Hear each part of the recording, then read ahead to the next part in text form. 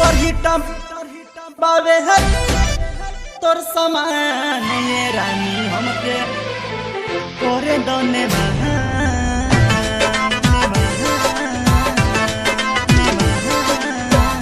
Mix by Ramita recording studio Chakri Bazar. Music by Pawan studio. Super hit बावे है तोर समान ये रानी हमके करे दोने मान।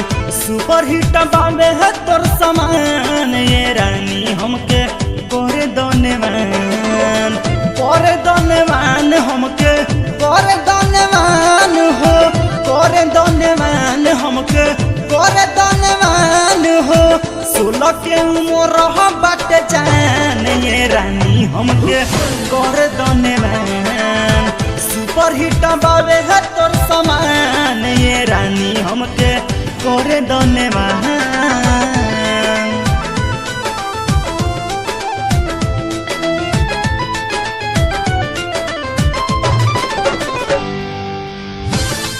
Mix by Ramita recording studio Chakri Bazar. Music by Pawan studio. जहिया से देखल बानी दिल मोरा धड़के तोहरा के पावे खातिर मने हमारे तरसे हाँ जहिया से देखल बानी दिल मोरा धड़के तोहरा के पावे खातिर मने हमारे तरसे। जवानी के तू पैदा उठा ये रानी हमके करे दोने मान। सुपर हिट बावे है तोर समान ये रानी हमके करे दोने मान।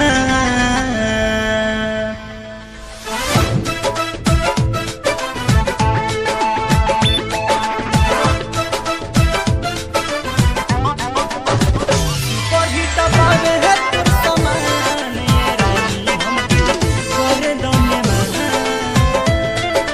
Mix by Ramita recording studio Chakri Bazar. Music by Pawan studio. गजबे जवानी बाटे तोहरो ये रानी परभस परवाना तू छोड़ दी पानी।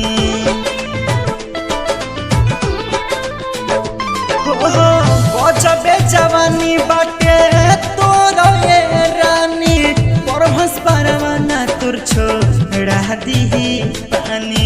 बची नहीं तोरे अब जान ये रानी हमके कर दोने मान। सुपर हिट बावे है